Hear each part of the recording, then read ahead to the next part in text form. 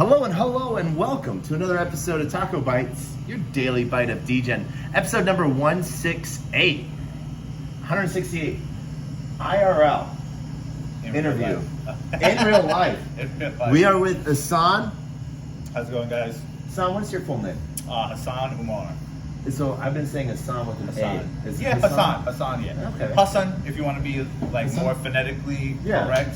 It's an Arabic name. It's supposed to mean beautiful. When you start changing the phonetics, it could mean jackass. So whatever you're comfortable with. So that's the difference is when your mom calls you a name in different tones. Exactly. There you Okay. go. All There right. you go. I'm learning these things. No wonder they were. I was like, kept telling them, no, my name is not Hassan. Hassan. But you know, whatever works for you. All right. So where are we at right now? We're at my family's restaurant on 539 9th Avenue would be the exact address. We could call it Hell's Kitchen. We're on the corner of 40th and 9th, right behind the Port Authority, which is the main bus terminal for basically all the United States. Yeah. A stone's throw away from Times Square as well. We're about 3 or 4 blocks from Times Square. And so we're in the middle of it all. What's the name of your restaurant? We are at Lasani Grill. Lasani Grill. Yeah, Lasani in my parents' home language means unparalleled or having no competition. Okay. So I like to believe that our food is Lasani. Okay. I saw you guys had the #1 falafel in Manhattan sign on the wall. Yeah, and I will stick by that. I mean, everything is made from scratch in this restaurant, and the falafel we take very much pride in because we make the mix from scratch rather than buy it in bulk at a big box store and then just fry it fresh. We make it fresh from scratch and then pan fry it rather than deep fry it. I think I'll stand my falafel up against anybody. I think Mahmoud's is the only one, shout out to him, that we've been compared to, but people still say we're better. So we'll see. All right. We got to do a blind taste test for falafel like they do for pizza and stuff. I'll do this. I will sacrifice my soul for this. I'm All right, down. awesome. So it's sort of weird. We're talking to a restaurant owner, IRL. We met a year ago. Yeah, a year Almost. ago, almost to the month. Yeah. During NFT NYC. Yeah, we did. Yeah, it was an awesome time actually. So I came in at what, like 3-4 o'clock in the morning? Yeah. And I walked back and I saw this sign that is still on the wall. Yeah. Well, we took out the QR code for it, but yeah. You did. Yeah. Buy a There it goes. samosa on the blockchain, eat IRL. So, LasaniMadeWithLove.com. Yeah. What made you want to do IRL? Well, I mean, I've been interested in the digital space for a while. I mean, I didn't go like headfirst rabbit hole into it, but I've been seeing the NFT space, digital cryptocurrency space, and how it's been kind of flourishing, and more people know more and more about it. And I wanted to be one of the first to, everything's done digitally, to be a brick and mortar place that is sharing the digital space and an actual IRL in real life location where, your NFT goes further than just, hey, it's something that I believe has value. It's something that we've actually attached a lot of value to through having a brick and mortar store. Thanks. Okay. And so, when did you get into blockchain? So literally right before, I think a couple months or maybe a month before NFT NYC, funny enough, I had a friend of mine who was way deeper into the space, and he was doing the whole finding about Web 3.0 and all this stuff. And he was the one that was like, hey, do you think that you want to do this? And that was already on my mind. So we outsourced the creation of an NFT. It was a Golden Samosa. We call it the Golden Samosa NFT, and we just released it through Bitsky, I believe. Unfortunately, the project kind of fell through, but I'm still looking and trying to get back into where we were at that point last year, because it was a week before NFT NYC. We released it, and then my restaurant, because of my own little bit of knowledge in the space and my thirst for knowledge in the space, became almost like a de facto meeting place. And that's when you came in. Yeah. And I mean, we had maybe 2, 3, 4 people all night who were coming in discussing NFTs and Bitcoin and Ethereum and where it's going. Gary Vee has his fly fish thing that he's doing with the restaurants and stuff like that. So this place became like kind of a de facto meeting place for every time, at the end of the night, you guys would come in and, there'd be people here talking this, that, and the third. So I just loved it, the knowledge exchange that I was being able to be a part of. And then, kind of supporting the idea as it's being birthed here. So that was really cool. So, what, samosas being made, ideas being made. Yeah. So you're feeding the ideas. Yeah, no, absolutely. And like the samosa is a staple of actually not just one country, but an entire region of the world. It's kind of like empanadas in the Hispanic, Spanish, Latinx world. And we have samosas in like the Asian, Middle Eastern, Mediterranean, from like, I guess you could say Turkey all the way to India, Malaysia, and India. They all have versions of samosa, sambusa, some people call it.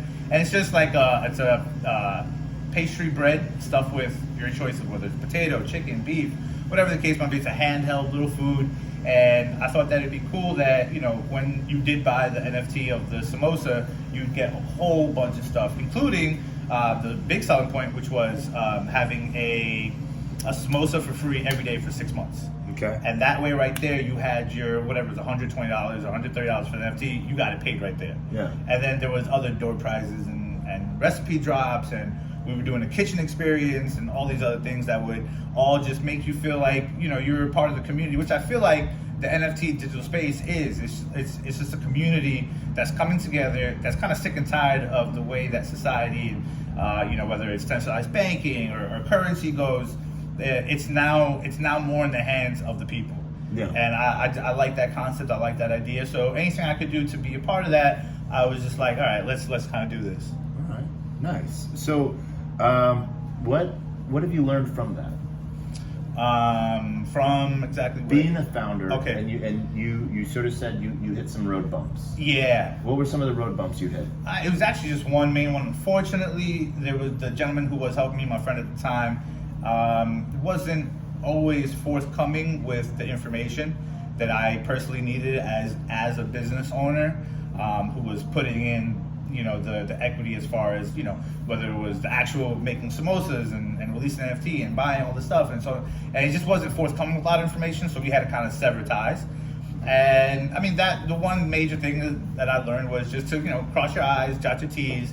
Though it is a new space, and because it's a new space, you want to try to it's almost like a Wild Wild West situation where you want to, like I said, just, have your P's and Q's in order before you go ahead and make investments and so on and so forth. It's nothing crazy. It's just like business 101 kind of stuff. Yeah. So, what was the takeaway that you could pass on? The takeaway is I would say for the one time in my life, leap first, ask questions later. Because even though it might have not worked out the way I wanted it to with the person I wanted to, the people I've met, not just you, Taco, but everyone during NFT NYC, again, that community is strong. I didn't see anybody fighting. I didn't see anybody complaining. It was all like, oh, hey, I know this. Have you heard about this? Can we learn this together? Can we learn? And I would say just if you have an idea, you want to be in that space or you're interested, go ahead and do it. I don't think there's anything wrong with learning and gaining information and gaining knowledge, which is what I did, and I feel so much more confident going forward. If I do have to make another relationship or partner with somebody, I kind of know what I'm looking for, and again, I'll have my I's dotted and T's crossed this time. Okay. So so then here's a question: your Golden Samosa NFT. Yeah. Did you do the art? Who did the art? No. So my friend, he was more of the kind of creation, digital, getting the MetaMask wallet attached and doing all the stuff. I have the restaurant. I work here about 70, 80 hours a week. So it wasn't a lot of time for me I needed somebody on that side of the stuff so that I can focus on the actual, because like I said, you're getting a free samosa. There was also a 10% daily discount for in the restaurant. So, coaching my staff on, hey, somebody shows that they have this coin or whatever, this NFT, this is what they're gonna get, this is how they do. And we also had an iPad set up during NFT NYC where you could actually buy the NFT right then and there, and then we'd have this whole big conversation about it, which is great. But right now I kind of removed that, but no, yeah, I'm super excited for what's coming up in this year, and I'm preparing again for NFT NYC, and I think hopefully we'll do another launch. Yeah. And I think it's going to be awesome. I know. I think it would be awesome. Yeah, thank you.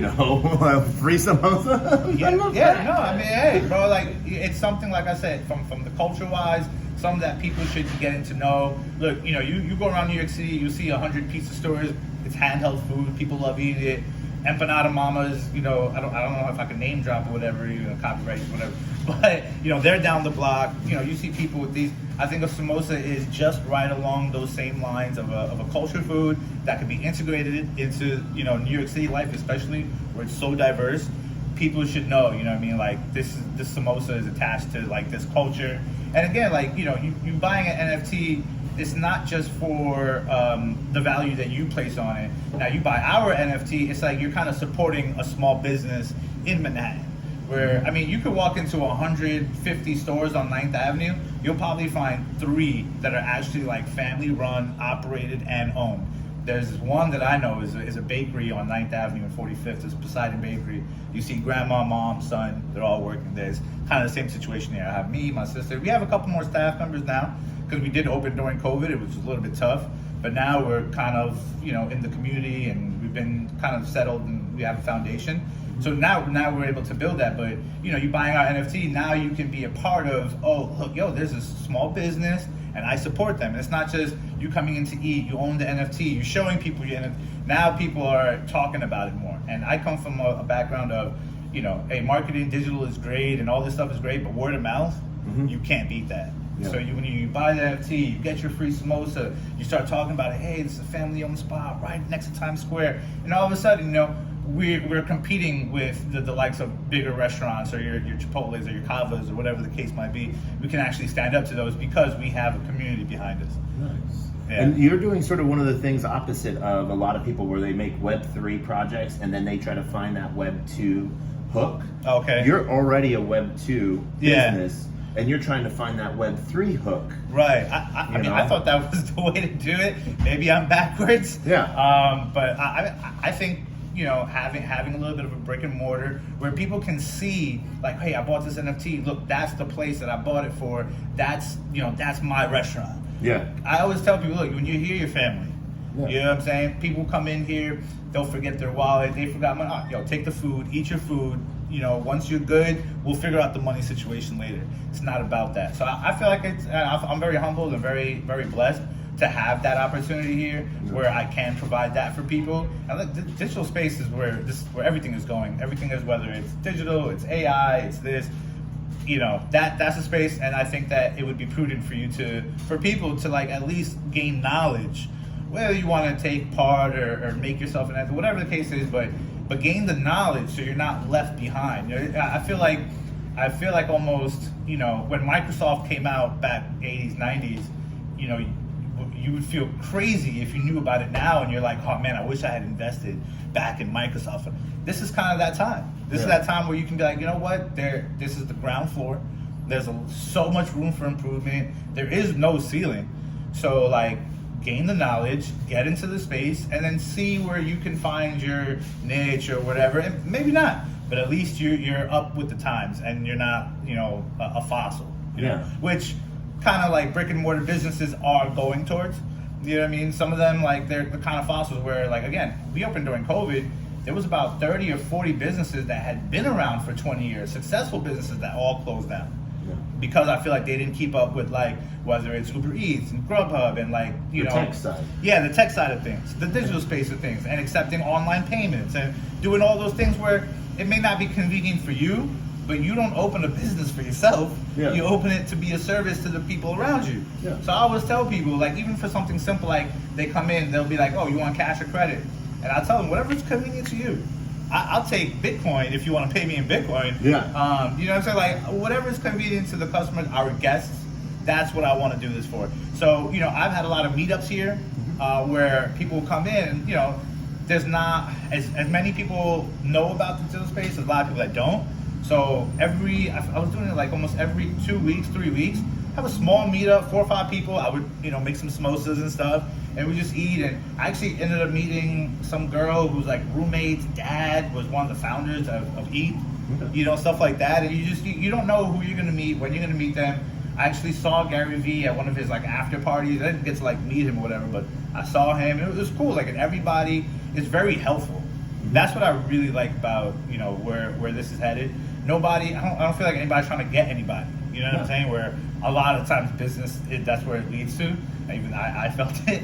But, I think that this community is really good for growth. Yeah. And if you're looking to grow in the space, like, I don't think there's any other place you could do it as fast and, with the community that we have here. All right. Mind if I ask a hard question, family question? Yeah, sure. Okay. So you seem pretty on it on tech side.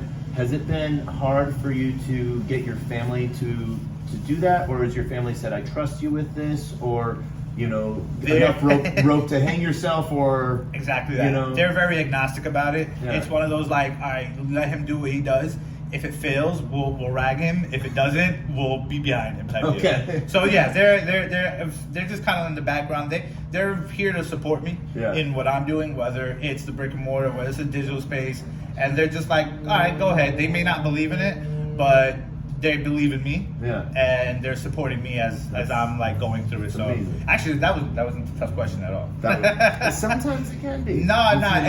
Look, family, it's weird, man. Sometimes they don't want you to do certain things, not because they don't think it's a good idea, because they don't want you to fail, fall flat on your face. And the one thing good about my family is they don't care. They like, if you fall flat, you learned your lesson. Hey, why do we fall, Bruce? To learn how to pick ourselves back up, right? Yeah. So they're very much a proponent of that. Okay. So they're like, hey, if you fail, if it doesn't work out, then it's on you and you learn something. But my mom gave me her opinion, which I won't share. But she told me what she thought, and I was like, all right, fair enough. And then, like I said, but that's why I'm being rather trepidatious, I guess. Just, like I said, cross your T's, dot your I's, get your P's and Q's in order, whatever, metaphor you want to use.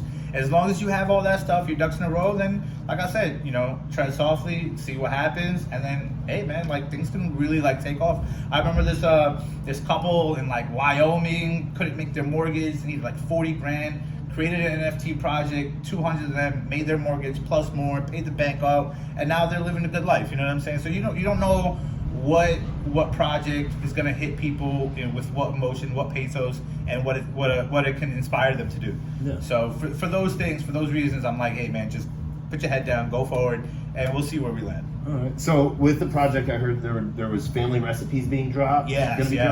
So every month to 2 months, because the restaurant itself is a conglomeration of the different cuisines that my family grew up with. My grandparents are from Turkey. My parents were born in Pakistan. I was born in New York City, Queens. So we actually have like burgers and fries. We have kebabs and falafel, and we also have spicy tikka masala naan samosas, which are from the Pakistani side.